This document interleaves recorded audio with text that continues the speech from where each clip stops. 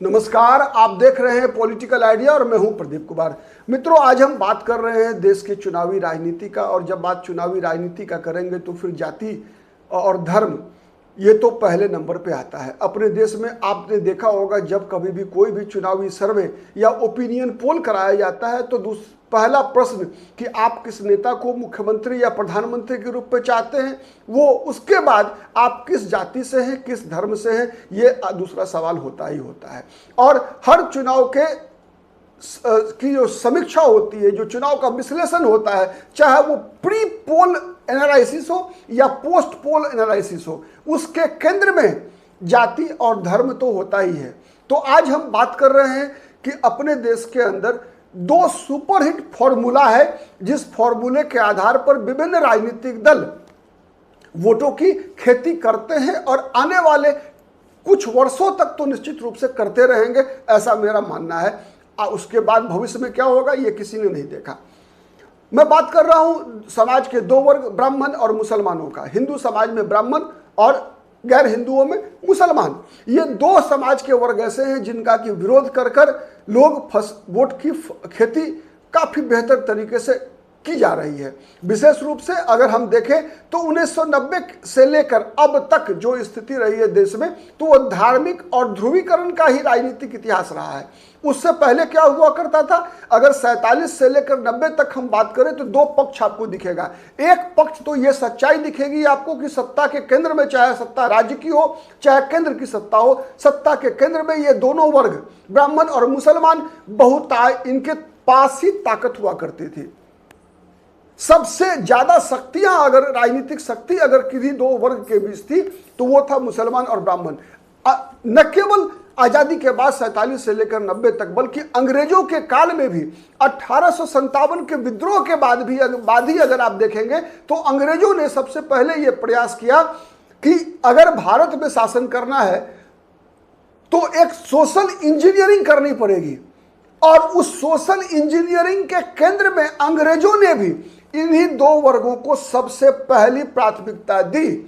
इसीलिए आप देख लीजिए कि जब से ब्रिटिश क्राउन ने 1857 में इस देश को ब्रिटिश क्राउन के अधीन लिया, उससे पहले आपको पता है ईस्ट इंडिया कंपनी के द्वारा शासन की जा रही थी के माध्यम से। तो उसके बाद से लगातार इस देश में यह प्रयास होता रहा कि भारत के अंदर अगर अपनी अंग्रेजों के शासन को अगर मजबूती प्रदान करना है तो इन दो वर्गों का सोशल इंजीनियरिंग करना होगा।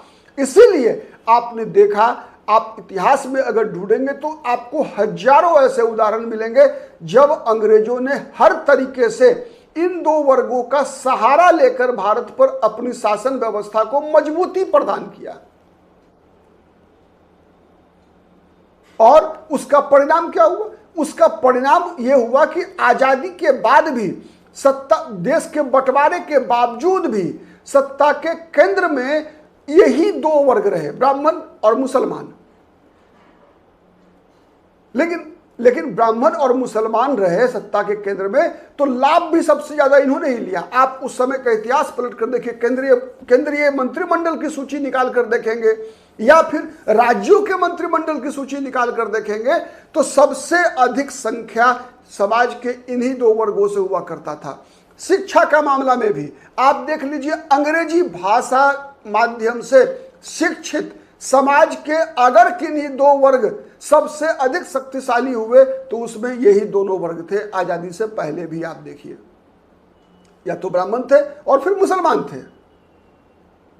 चाहे वो पश्चिम बंगाल रहा हो, चाहे वो देश का किसी भी कोना जहां कहीं भी अंग्रेजों की शासन व्यवस्था सबसे अधिक प्रभावी थी, सीधे क्राउन के अंतर्गत जहां की शासन व्यवस्था थी, वहां पर समाज के ये दो वर्ग शिक्षा के मामले में भी सबसे आगे थे। आपको शायद आश्चर्य लगेगा कि अंग्रेज और मुगलों से पहले जमींदारी की बात अगर मैं करूं तो जमींदारी भी ब्राह्मणों के पास नहीं थी। लेकिन ब्राह्मणों को भी अधिकतर जो जमींदारी दी गई किस जमाने में दी गई, मुगलों के जमाने में या फिर अंग्रेजों के जमाने में। लेकिन अंग्रेजों के जमाने में सर्वाधिक जमींदारियां बांटी गई और जमींदारी बांटने में भी हिस्सेदारी इन दो वर्गों की सबसे अधिक थी। मतलब संपत्ति में भी, शिक्षा में भी, प्रशासन में भी। और वो क्रम लगातार चलता रहा 47 से लेकर 90 तक। लेकिन 1990 में जब देश के अंदर मंडल आयोग लागू हुआ और देश के अंदर अब दो क्रांतिकारी घटना घटी। एक तो मंडल आयोग की रिपोर्ट लागू हुआ, तो फिर पिछड़े वर्गों की राजनीति वो परवान चढ़ी। दूसरी तरफ जब राम मंदिर का आंदोलन शुरू हुआ तो उसके द्वारा हिंदुत्व की राजनीति, एक तरफ जो पिछड़े वर्गों की राजनीति थी वो उन्होंने कहा कि नहीं, ये ब्राह्मणवाद है, ब्राह्मणों के पास केवल सत्ता केंद्रित है, तो इसीलिए ब्राह्मणवाद मनुवाद का विरोध करके वोट बटोरना ये सबसे एक तरह से ट्रस्टेड और टेस्टेड फॉर्मूला बन गया 90 के बाद, जो आज तक उस बरकरार है और आगे भी बरकरार रहने वाला है। जिस प्रकार की परिस्थिति है उसमें आने वाले कई वर्षों तक अभी ये फॉर्मूला बरकरार रहने वाला है, क्योंकि उसके लिए वो जो एक तरह से ताकत मिलनी चाहिए, जो तथ्यात्मक ताकत, जो तर्क की ताकत, वो दोनों तर्क और तथ्य दोनों मौजूद हैं। लॉजिक भी मौजूद है और फैक्ट्स भी मौजूद हैं। साथ ही मुसलमानों के खिलाफ भी जिस प्रकार से भारतीय जनता पार्टी का राम जन्मभूमि आंदोलन शुरू हुआ, तो एंटी मुस्लिम पॉलिटिक्स के पीछे भी यही कारण था। कारण क्या था कि आप अगर देखेंगे 1857 से लेकर सिपाही विद्रोह के बाद से लगातार अंग्रेजों ने मुसलमानों का तुष्टीकरण किया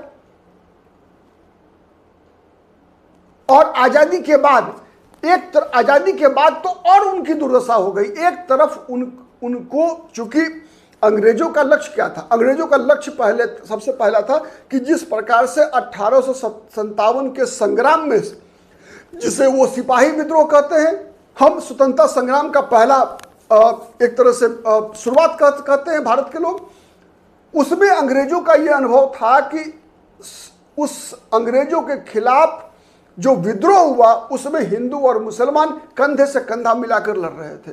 तो इन्हीं दोनों को अलग करने के लिए उसी समय से अंग्रेजों ने अपनी चालें चलनी शुरू कर दी। और उसका परिणाम क्या हुआ? उसका परिणाम हुआ कि एक सेपरेट आइडेंटिटी, मतलब हम भारतीय बाद में है, पहले मुसलमान हैं, तो ये भावना जब बननी शुरू हुई तो उसका जो अंतिम परिणति बनकर आया टू नेशन थ्योरी, जिसके आधार पर देश का विभाजन हुआ। और विभाजन के बाद भी चूंकि मुसलमान एक संगठित वोट बैंक था और इसका एहसास आजादी के बाद के भी शासकों को हो गया, तो इसीलिए जब भारतीय जनता पार्टी ने राम जन्मभूमि आंदोलन के क्रम में मुस्लिम तुष्टीकरण का आरोप लगाना शुरू किया, जो और अन्य पहले से जो स्थापित सेकुलर राजनीतिक दल थे उनके ऊपर, तो ये बातें उसी प्रकार आम जन के मन मस्तिष्क में बैठ गया, जैसे 90 के बाद जो मंडलवादी राजनीतिक दल जो देश के अंदर थे उन्होंने ये कहा कि सत्ता पर तो ब्राह्मणों का कब्जा है, तो वो बातें सच साबित हो रही थी, तथ्यात्मक लग रहा था, तर्कात्मक लग रहा था, इसीलिए समाज ने स्वीकार किया। वैसे ही जब ये आरोप भारतीय जनता पार्टी ने मुसलमानों पर लगाया कि अब तक की सरकारों ने मुसलमानों का तुष्टीकरण किया, उससे पहले अंग्रेजों ने भी किया, इसीलिए देश का विभाजन हुआ, और आज भी मुसलमानों को का ही देश की संपत्ति पर पहला अधिकार वाला जो फॉर्मूला है, वो फॉर्मूला भारतीय जनता पार्टी जितने भी सेकुलर दल थे सबके माथे पर चिपकाने में कामयाब हो गई। उसके लिए भारतीय जनता पार्टी को कई तथ्य भी मिले, चाहे वो साहबानों का मामला हो, चाहे वो ट्रिपल तलाक का मामला हो, चाहे कई अन्य मुद्दे। और उसमें भी जब एक तरह से धार्मिक हिंसा लक्षित विधेयक मनमोहन सिंह की सरकार के दौरान लाने का प्रयास हुआ, उसके बाद से तो और ज्यादा। तो सब एक तरफ लोगों को लगा, गैर ब्राह्मण हिंदू को लगा, विशेष रूप से पिछड़ी जातियों और दलित समाज के लोगों के अंदर, कि ब्राह्मणवाद के कारण ही हम इतने पिछड़े हुए हैं, हमारे पास केवल हमारा जो भी अधिकार है, जो भी हक है, उस पर अब तक ब्राह्मणों ने ही कब्जा करके रखा है, तो उससे हमें छीनना है। तो ये बात करने वाली जितने भी राजनीतिक दल और जितने भी राजनीतिक नेता हैं, अपनी क्षमता के अनुसार हर कोई इस वोट की खेती करने में सफल रहा है। वैसे ही मुसलमानों के खिलाफ भी जितने भी एलिगेशंस, जितने भी आरोप लगे, उनको कहीं ना कहीं कई तथ्यों से उसकी पुष्टि होती गई। जब भारतीय जनता पार्टी विदेशी घुसपैठ की बात करती है तो उसी घुसपैठ की बात सुप्रीम कोर्ट ऑफ इंडिया भी करती है, और उसके कई उदाहरण मिल जाते हैं कि किस प्रकार से देश के कई जिलों का डेमोग्राफी बदल गया।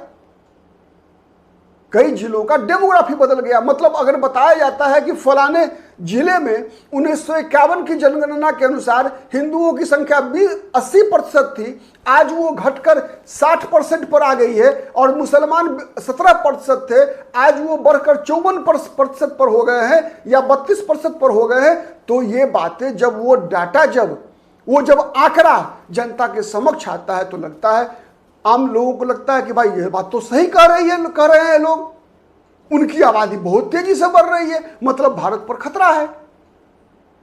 खतरा किससे है? तो मुसलमानों से है। तो ये बातें आम लोगों को 1990 के बाद से लगातार इन दो समुदायों के खिलाफ जब कभी भी किसी भी प्रकार का अभियान चलता है तो लोगों को लगता है कि उसके दिल की बात फलाने नेता ने कही है, और जब ये बात दिल को छूती है तो वोट की खेती जो है, फसल जो है, काफी लहलहा उठती है। आप देख रहे हैं उसी का परिणाम है कि देश हो चाहे केंद्रीय स्तर पर हो चाहे राज्यों के स्तर पर हो, विभिन्न राज्यों में चाहे केंद्र में, लगातार इसी आधार पर हुए मतदान से जीते हुए लोग आज शासन में बैठे हैं। आज के लिए इतना ही। बहुत बहुत धन्यवाद। नमस्कार। जय हिंद, जय भारत।